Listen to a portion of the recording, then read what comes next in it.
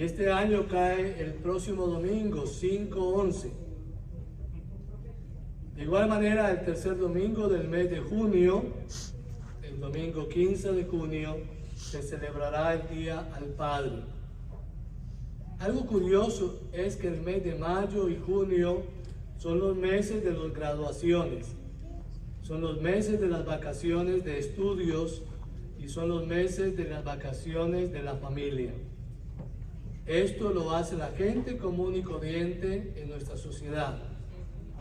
¿Y qué creen? La iglesia cristiana se rige también por un calendario litúrgico. Y los meses de mayo y junio son dedicados precisamente a la familia. Génesis capítulo 2, versículo 18 al 24. Quiero leer esos versículos para que usted entienda lo que nuestro Señor Jesús desde la antigüedad estaba proyectando a la familia. Y en el capítulo 2 de Génesis, desde el versículo 18 al 24, lee la palabra de Dios. Dijo Jehová Dios: no es bueno que el hombre esté solo, le haré ayuda idónea para él. Jehová Dios formó pues de la tierra toda bestia del campo, toda ave de los cielos, y las trajo a Adán para que viese cómo les había de llamar. Y todo lo que Adán llamó a los animales vivientes, ese es su nombre. Y puso Adán nombre a toda bestia y ave de los cielos, y a todo ganado del campo. Mas para Adán no se halló ayuda idónea para él. Entonces Jehová Dios hizo caer sueño profundo sobre Adán, y mientras éste dormía, tomó una de sus costillas y cerró la carne en su lugar. Y de la costilla que Jehová Dios tomó del hombre, hizo una mujer y la trajo al hombre. Dijo entonces Adán: esta es ahora hueso de mis huesos, carne de mi carne. Esta será llamada varona, porque del varón fue tomada.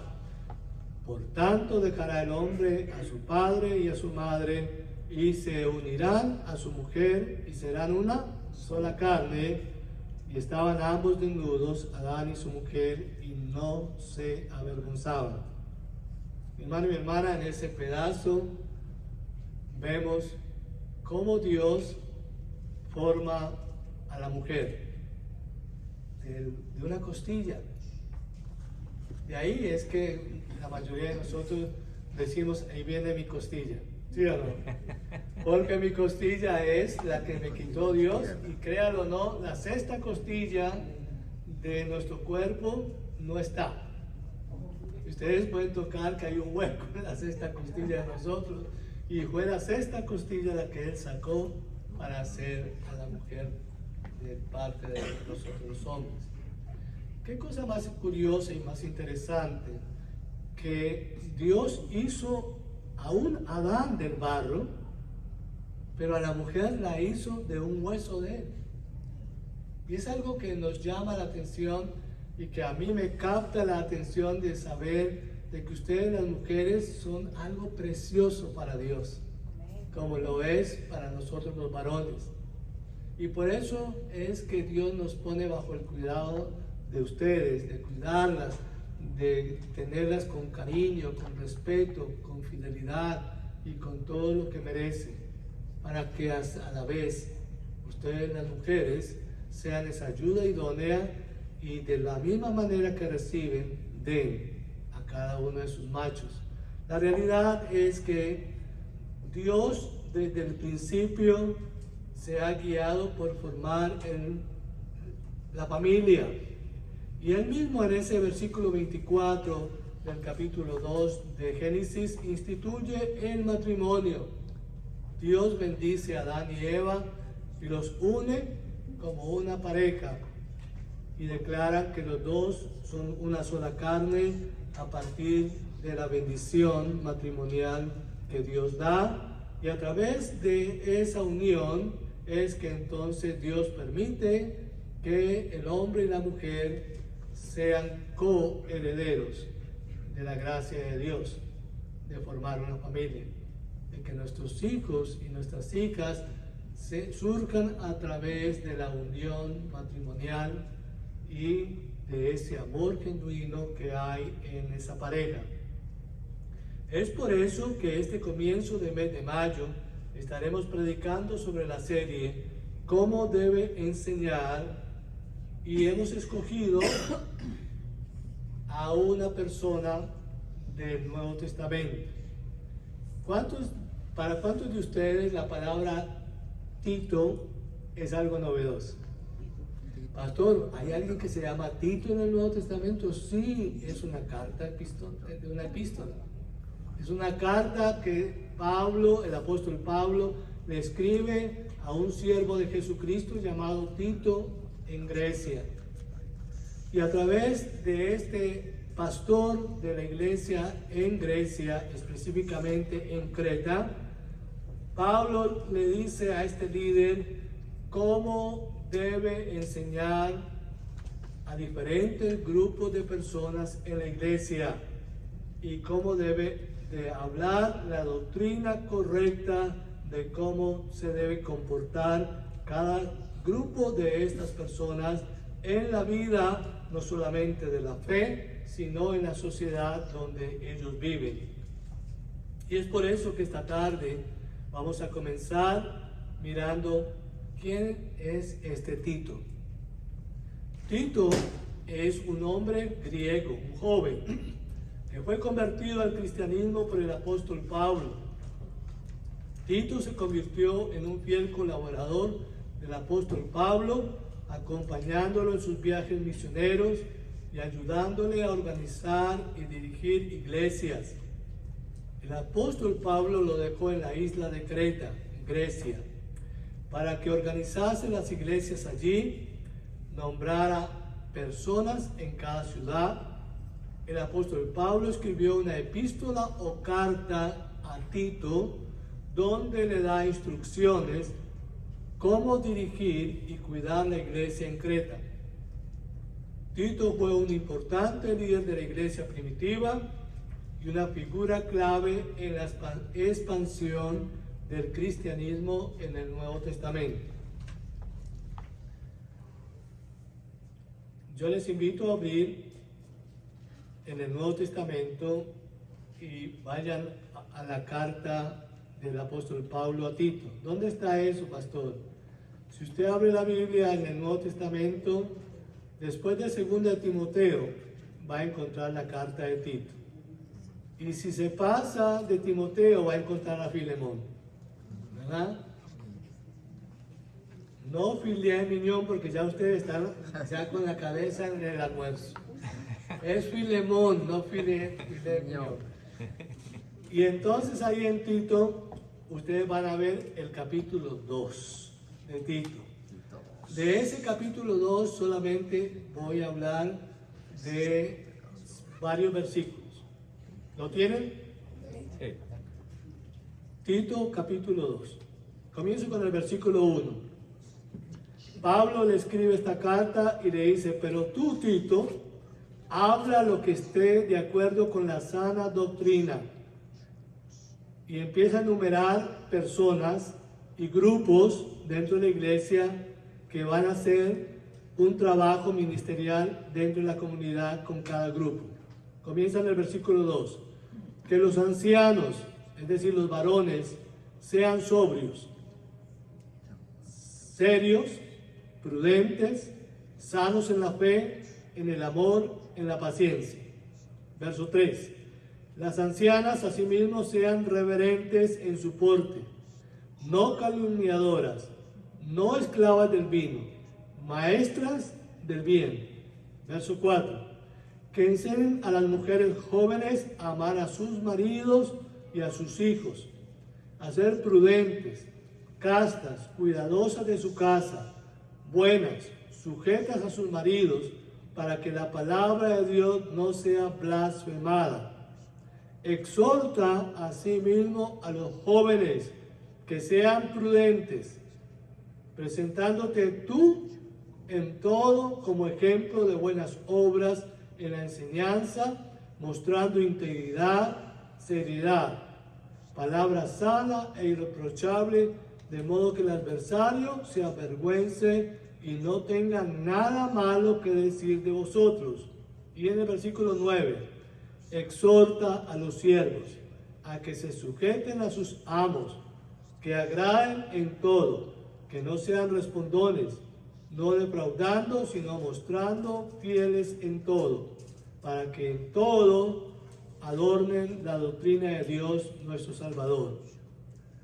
Porque la gracia de Dios se ha manifestado para salvación a todos los hombres. Como ustedes verán, mi hermano y mi hermana, dentro de esos versículos, yo puedo sacar una serie de sermones que tienen consejos de cómo nosotros debemos aprender a vivir y ser corresponsales del Evangelio de Cristo en nuestra convicción. Lo primero, mi hermano y mi hermana, que Tito le está diciendo, Pablo le está diciendo a Tito, es que enseñe a los ancianos a hacer esto. Luego dice, enséñale a las ancianas de cómo deben de comportarse, cómo enseñar a las mujeres jóvenes, es decir, las madres jóvenes, cómo enseñar a los jóvenes y cómo enseñar a los siervos. Pero esta tarde yo voy a dejar el versículo 2 para predicarlo en junio, porque en junio es el Día del Padre. Y entonces voy a usar, antes del Día del Padre, la enseñanza de Tito capítulo 2, versículo 2, y es diciéndole a los ancianos, es decir, a la gente mayor, a los varones mayores de la iglesia, de cómo deben influir sobre la gente dentro de la iglesia. Y hoy comenzamos entonces la serie tomando a la mujer anciana, a la mayor, a la mujer de esta comunidad que ya es madre. Muchas de ustedes son abuelas, ¿ya? Y cómo ustedes van a enseñar a sus hijas, a sus nueras, a sus nietas, de cómo es que debe ser el comportamiento de ellas frente al matrimonio, frente a sus maridos. No es los influencers de hoy en día que enseñan todo equivocado. Imagínate que le caiga la enseñanza de una hija joven nuestra a una influencer que tenga 2 o 3 divorcios. ¿Usted qué cree que esa mujer le va a decir a su hija? Nada bueno. Al contrario, le va a enseñar que sea infiel, que viva como le dé la gana, que los hombres no merecen ser respetados, etcétera, etcétera. Todo contrario a lo que la palabra de Dios está enseñando. Por eso es que las mujeres de la iglesia son valiosas, porque en la experiencia de las mujeres que ya son casadas, que tienen hijos y que aún tienen nietos o nietas, ya han recorrido un camino en ese matrimonio. Y esa mujer tiene la virtud de enseñar a sus hijas y a sus nietas los valores, la moral y la responsabilidad y la ética cristiana, y no los de afuera. ¿Entienden la palabra de Dios? Lo primero, ¿qué le pide el apóstol Pablo, guiado por el Espíritu Santo, que a Tito, diciendo que enseñe a las ancianas a ser piadosas a la manera que Dios desea? Y la pregunta es, ¿qué es la piedad? En términos bíblicos, la piedad se refiere a una vida de reverencia, devoción y obediencia a Dios, así como a la práctica de la misericordia, el amor hacia los demás. La piedad, en esencia, es una forma de vida que busca agradar a Dios y reflejar su carácter en esta sociedad y en el mundo en que vivimos. La piedad que Dios desea en la vida de las mujeres de la iglesia está en el versículo 3.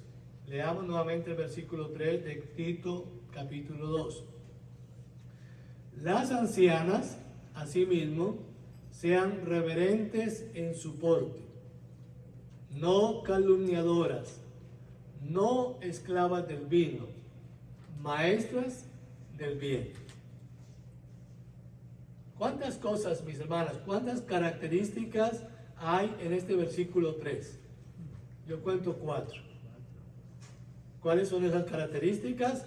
Reverentes en su porte, no calumniadoras, no esclavas del vino, maestras del bien. Dios desea que las mujeres cristianas reflejen una vida piadosa, tanto en su conducta, dentro y fuera del hogar. Y aunque el pasaje habla de mujeres mayores en este versículo, va dirigido en general a todas las mujeres. Así que, hermana, quiero que de manera especial prestes mucha atención a las instrucciones que Dios tiene para ustedes. Anota, medita y obedece al Señor por medio de este mensaje. Veamos las 4 características o aspectos importantes en la conducta de una mujer cristiana. Lo primero, reverentes en su porte. La palabra griega que se usa aquí no se encuentra en ninguna otra parte del Nuevo Testamento y quiere decir comportarse. Porte quiere decir cómo usted refleja su vida, su carácter, su conducta, que la apariencia o el porte de alguien debe ser apropiado a algún lugar sagrado o adecuado a alguien que está en la misma presencia de Dios. Hay comunidades de fe en que las mujeres creen que han ido o venido a un desfile de modas, porque el porte tiene que ver en cómo te vistes. ¿Entienden, mis hermanas?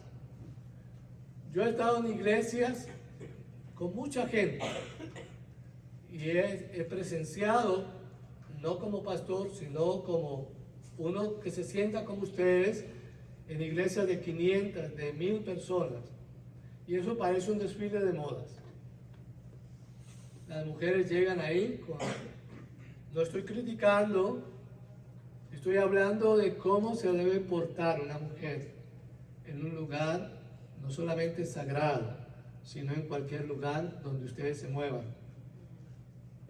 Porque si ustedes son llamadas hijas de Dios, tienen el Espíritu de Dios, el Espíritu de Dios que mora en ustedes no les va a permitir que ustedes se acomoden a lo que la sociedad pide.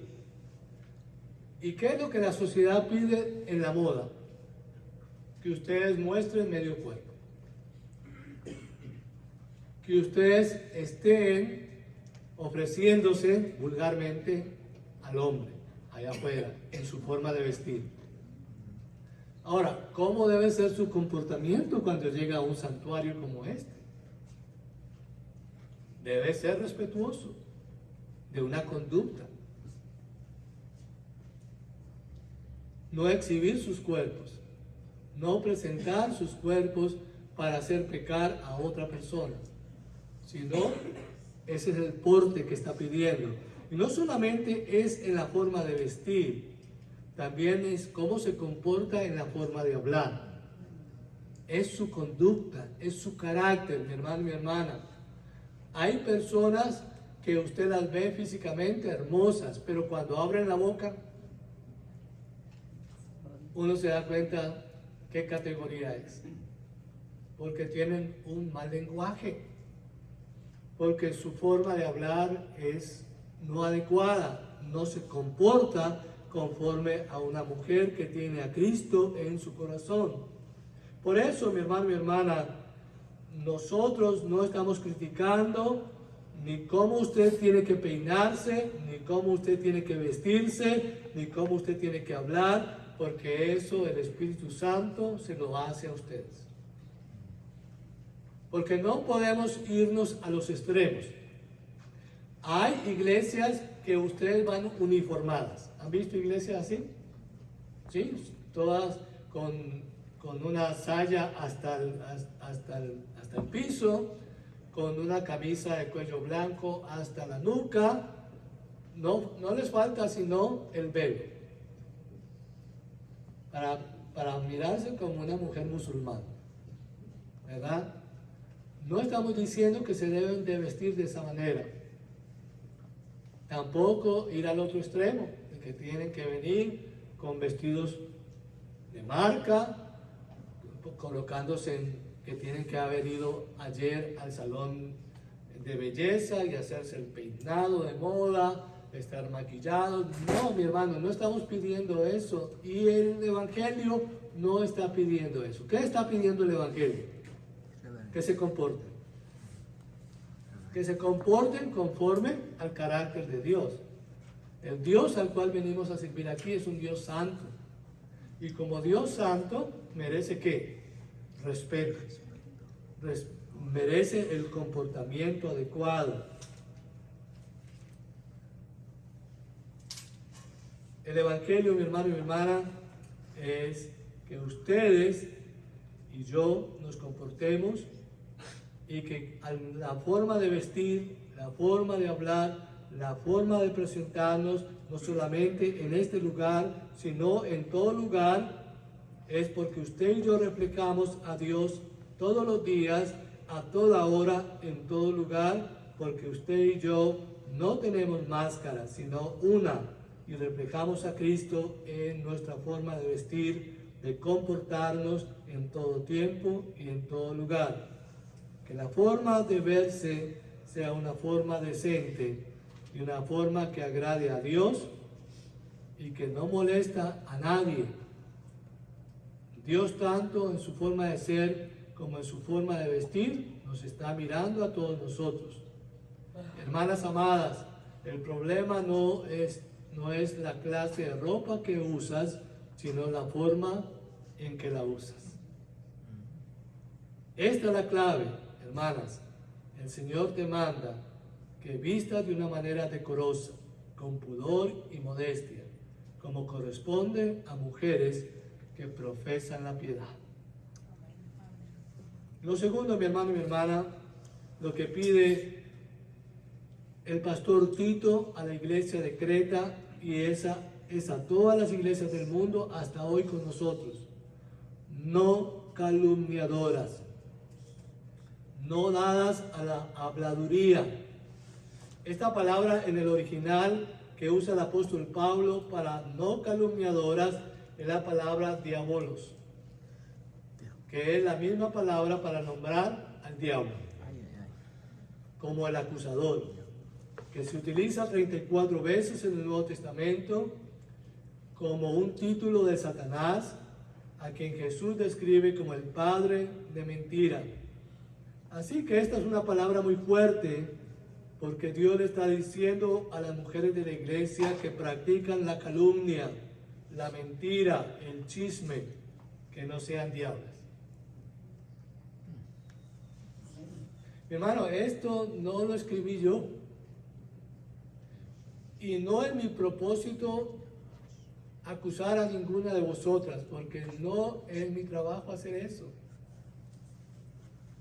Es que yo tengo que predicar la palabra de Dios. Hay iglesias que se dividen cuando se predica este tipo de sermones. Pero es que el deseo de Dios es para el bien de todos nosotros. El deseo de Dios es para que ustedes, mujeres, mañana o pasado mañana, ninguna persona de afuera la confunda con una prostituta, con una prepago, con una persona fácil. ¿Entienden esto? Porque tu forma de vestir, tu forma de hablar, tu forma de mostrarse en la sociedad da mucho que hablar. Y el Dios quiere prevenir que ustedes sean abusadas y que ustedes sean ofendidas con groserías por su forma de comportarse. ¿Acaso no es un buen consejo de Dios que nos da a través de su palabra de cómo comportarnos? de cómo vivir siendo hijas de Dios. También en la calumnia, en la manera, calumnia es una sombrilla, y la calumnia tiene que ver con habladuría, con chismes, con comentarios mal intencionados. Jesús describió que la mujer que se comporta de esa manera y tiene esa conducta y ese carácter no representa a Dios sino al diablo.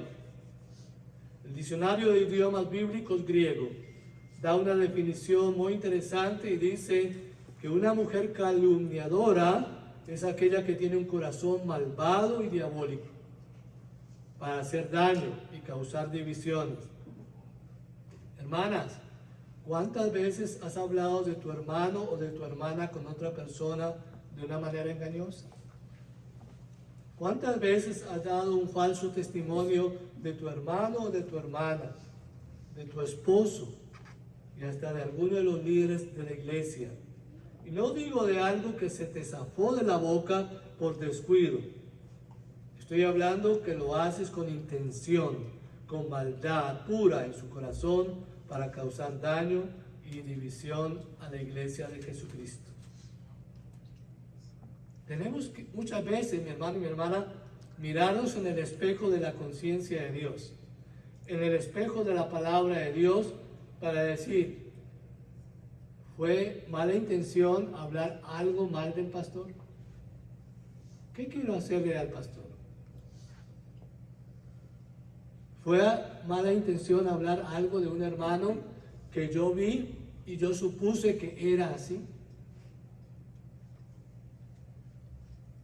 Tenemos que pararnos y muchas veces tenemos que mordernos la lengua antes de hablar. Los proverbios están llenos de esos consejos de que antes de hablar piénsalo, antes de decir algo examínalo en la conciencia. ¿Vas a perjudicar a alguien diciendo eso? ¿Vas a calumniar a alguien? ¿Vas a chismear de algo que a usted no le consta? Y desafortunadamente las mujeres se prestan mucho a eso.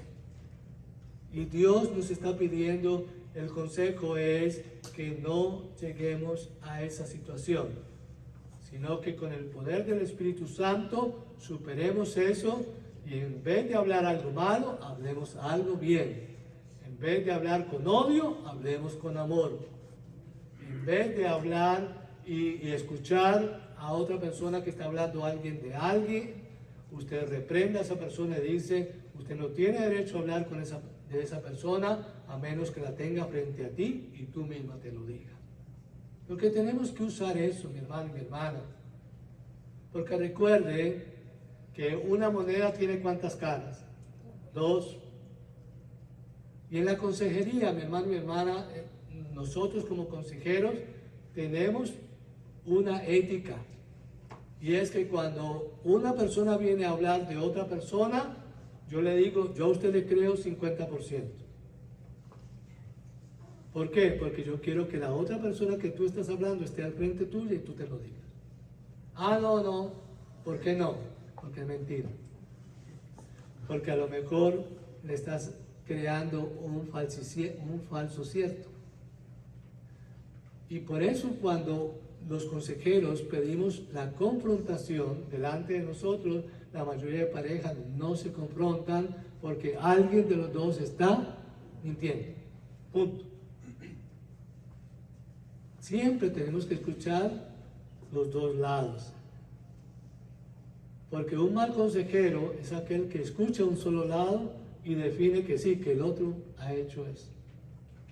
Y Dios nos pide siempre que busquemos escuchar las dos partes y pedir dirección al Espíritu Santo en esa materia. Lo tercero que pide Dios a través de Pablo y a través de su pastor Tito en Creta es que no esclavas del vino.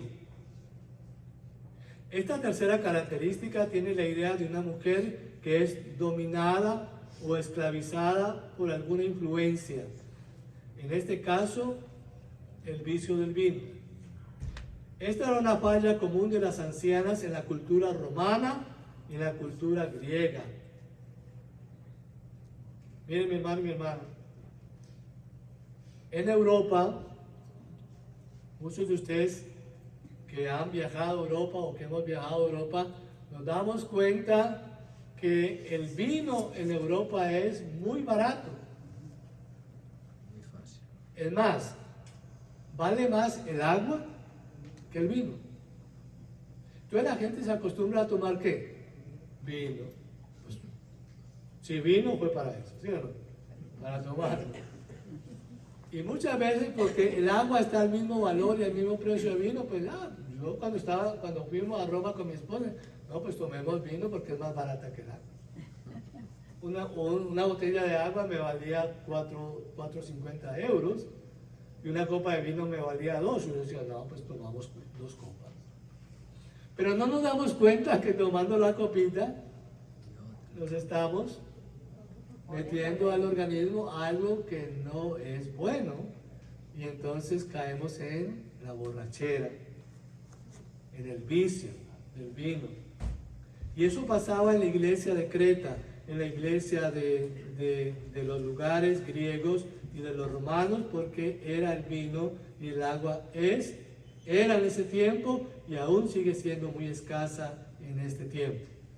En nuestro contexto, en la sociedad que vivimos, es muy fácil dejar de poner en la sociedad que vivimos, dejar de poner nuestra mirada en Jesús, el autor de nuestra fe, y adoptar un vicio. Se comienza con una copa, siempre hay una primera vez, y vamos a probar, ¿sí o no?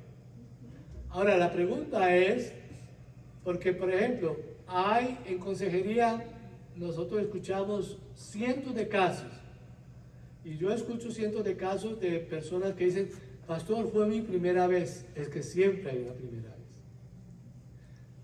El problema es que esa primera vez, ¿cómo usted y yo lo asumimos?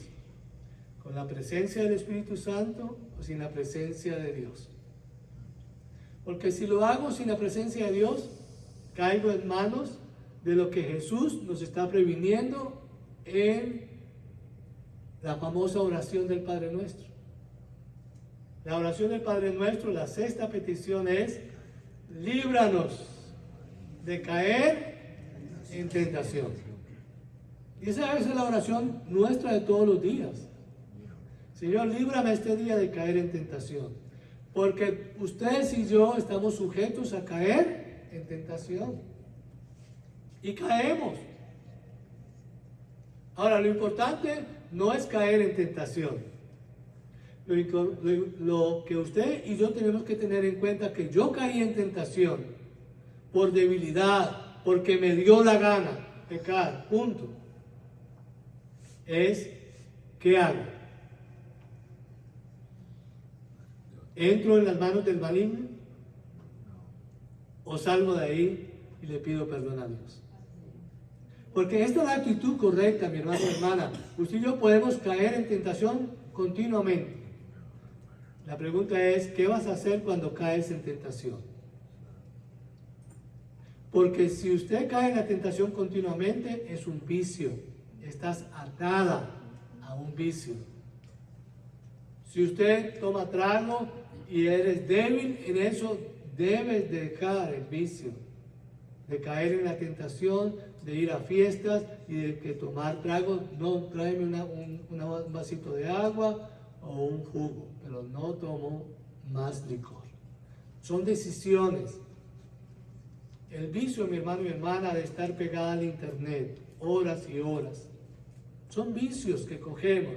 El vicio a la glotonería, de comer mucho dulce, o de comer mucha pasta, o de comer muchas cosas, porque estamos afectando nuestro cuerpo físico. ¿Entienden? Caemos en vicios, caemos en tentaciones. En este caso, la iglesia de Creta, había un problema de que las mujeres tomaban vino y se emborrachaban. Entonces la pregunta es, ¿qué le va a decir una mujer borrachita a su nuera o a su hija casada? Emborráchese conmigo, tome una copita conmigo, ¿sí o no? acompañen. Y no es el mejor consejo. La realidad, mi hermano y mi hermana, es que Pablo está diciendo en 1 Corintios capítulo 6, verso 12. Todas las cosas me son lícitas, pero no todas las cosas me son convenientes. Aunque me está permitido hacerlo, no hago nada que luego pueda dominarme.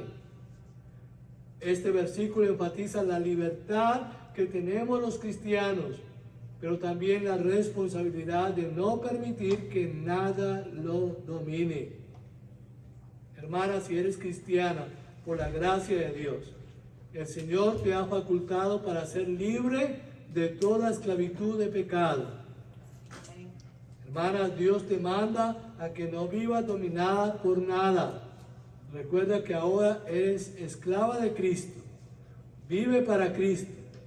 Si vas a estar esclavizada en algo, que sea en servir, en amar y en bendecir al Señor con todas sus fuerzas. Jesús debe ser tu mayor deseo. Lo cuarto, mi hermano, mi hermana, debe ser maestra del bien. ¿Cuánta falta hace eso, verdad? Esta es otra palabra que es única en todo el Nuevo Testamento. Y tiene idea de ser ejemplo en hacer cosas buenas. Tiene la idea de una mujer que su vida está marcada por ser ejemplo de hacer el bien a los demás. Maestra del bien. Su ministerio es enseñar a otras lo que es bueno, lo que es agradable a Dios. No están llamadas a enseñar vanidades, a enseñar a perder el tiempo en tonterías. No están llamadas a enseñar cómo dar cantaleta en la casa.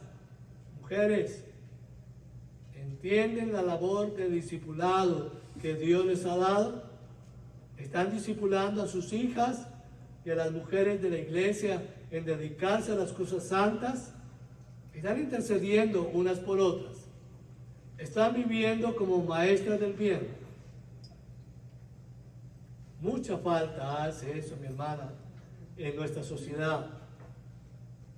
Somos bombardeados todos los días a través de las redes sociales. ¿Cuántos influencers? Pero la mayoría de esos influencers son al mal. Mujeres que le dicen en las redes cómo quitarle el marido a otro, cómo hacer trampa, cómo vestirse, cómo hacer el sexo de esta manera y de la otra, cómo vivir en esta sociedad sin trabajar, viviendo del cuento. Eso no es nada positivo para nuestras mujeres, para nuestras hijas, para nuestra sociedad. Son llamadas a ser maestras del bien. En conclusión, mi hermano y mi hermana, Dios tenga misericordia de todos nosotros, para que comprendamos que somos consagrados al servicio de nuestro Dios en todos los aspectos de nuestra vida, en el papel que Dios nos ha dado, tanto hombres como mujeres. Hermanas, consiervas del ministerio de la iglesia, ustedes tienen un gran privilegio, ser modelo a la siguiente generación. Hace parte del cuerpo que es columna y baluarte de la verdad. Ustedes son siervas de Dios, maestras de lo excelente.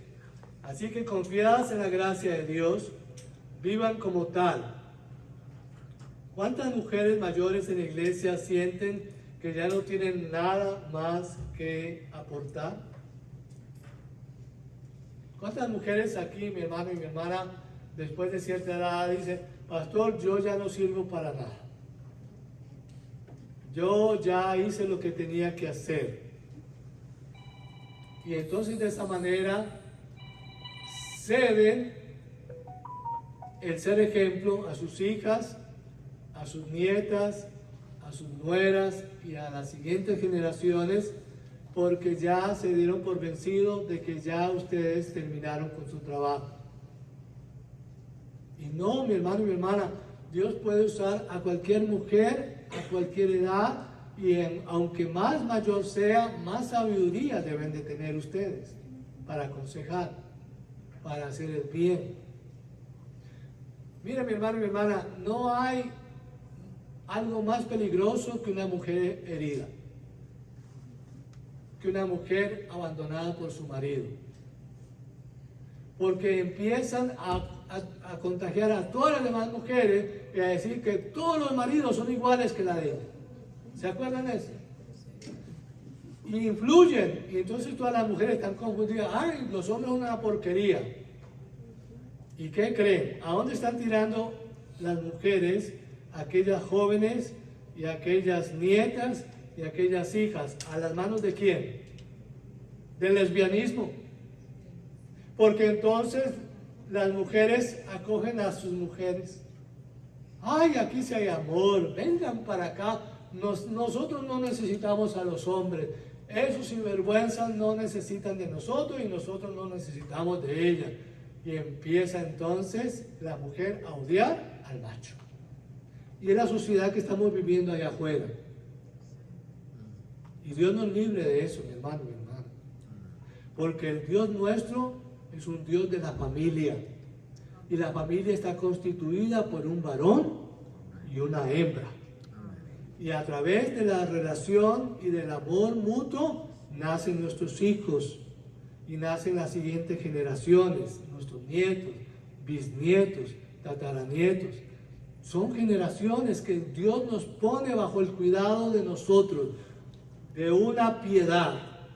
Y la piedad es temer a Dios, la piedad es ser misericordioso, la piedad es perdonar, la piedad es amar. La piedad es estar sometido, no importa que la otra persona no nos valore, Dios nos valora y Dios nos tiene en esta sociedad para hacer bendición a la segunda generación.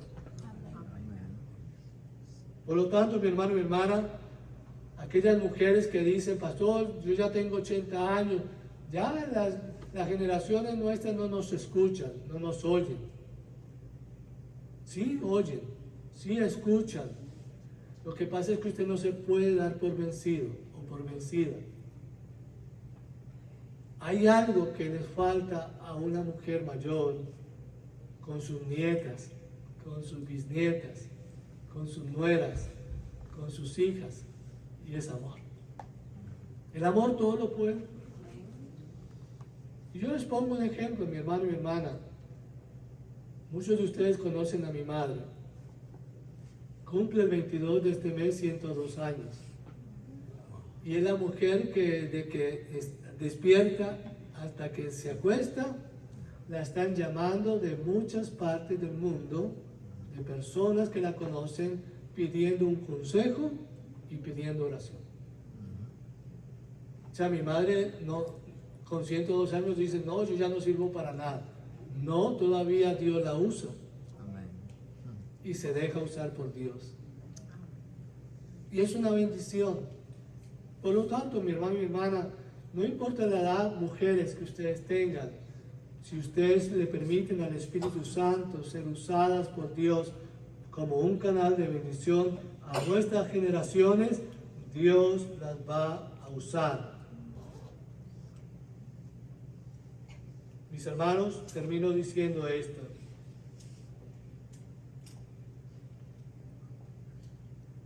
Mujeres,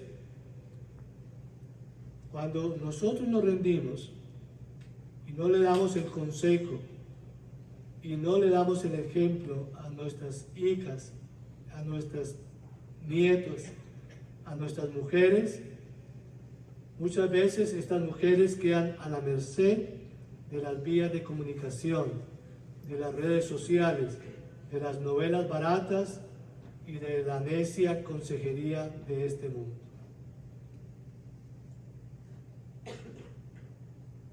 Por lo tanto, no hay que tirar la toalla, sino al contrario, estar dispuestas a decir, Dios, úsame para esta generación, y Dios te va a usar. Este es el llamado de Dios en el mes de la familia. que ustedes mujeres mayores, que ustedes mujeres que ya han transitado unos años de experiencia en la vida del matrimonio, en educar a sus hijos y a sus hijas, y ahora muchas de ustedes están siendo bendición para sus nietas y sus nietos, para esa extensión de la familia, ustedes sean usadas en la piedad. Y esa piedad de Dios es que ustedes temen a Dios, aman a Dios, aman las generaciones y son un ejemplo y una bendición para una sociedad que está reclamando, como dice la cuarta parte del versículo 3, maestras del bien. ¿Cuántas maestras del bien hay en este lugar? Amén. Que esas maestras del bien sea eso, mi hermano. Es un título que Dios les da a través de su palabra. No es remunerado acá, pero será remunerado en el reino de los cielos. Amén. No nos cansemos de hacer el bien. Hay un tiempo en que vamos a recibir la honra de Dios y la gloria de Dios por haberlo hecho. No nos cansemos del bien. Oremos. Señor Jesús, no es fácil tocar un tema cuando se tiene que hablar de consejos prácticos a la vida de nuestras mujeres. Dentro de un mes, si así usted lo permite, estaré hablando cuál es el consejo a nosotros los varones. Pero hoy nos tocó hablar de la mujer con el concepto de que dentro de 8 días es el Día de la Madre. Y dentro de 8 días la segunda predicación es el consejo de las mujeres mayores a la mujer joven, aquella que está comenzando la carrera del matrimonio, aquella que está comenzando a criar hijos. ¿Cuál es el ejemplo? ¿Cuál es el consejo? ¿Cuál es la recomendación de nuestras mujeres mayores? Y eso hablaremos el próximo domingo. Te pido, Dios, que ese consejo que el apóstol Pablo le pidió a su siervo Tito para que lo diera en la iglesia de Creta 21 siglos atrás, es la misma necesidad que tenemos nosotros aquí en la iglesia Oasis, dar un consejo a nuestras jóvenes, a nuestras generaciones nuevas, para que no cojan el camino del mal, sino el camino del bien. Y somos usados en este lugar. Que Dios nos use esta semana para hacer el bien. Que Dios nos use para remediar si hay alguna debilidad en nosotros, decirle al Espíritu Santo que tome esa debilidad y la transforme en una fortaleza. Y que el Dios de la gracia y el Dios de la misericordia nos ayude. Oh Dios, tú eres bueno. Tú eres grande y poderoso. Y sus consejos son maravillosos y son aplicables a nuestra sociedad hoy. Y te pido humildemente que nuestras mujeres no se ofendan de este sermón, sino al contrario, estén agradecidas porque Dios las va a usar en su forma de comportarse, en su forma de hablar, en su forma de vestir, en su forma de vivir. El apóstol Pablo dice en Corintios, la primera carta de Corintios, que nosotros somos cartas leídas, es decir, que la gente está mirándonos cómo nos comportamos, cómo hablamos, cómo reaccionamos, cuáles son nuestras actitudes. Y nosotros tenemos que dar el ejemplo. Bendita sea su palabra y bendito sea el consejo que nuestro Dios nos ofrece a través de la carta de Pablo a Tito en este capítulo 2. Sella esta palabra, Espíritu Santo, en mi mente, en nuestras mentes, y haz que en esta semana nosotros podamos ser útil, bendición y maestras del bien a mucha generación. Sea tu nombre bendito, y su pueblo dice amén y amén.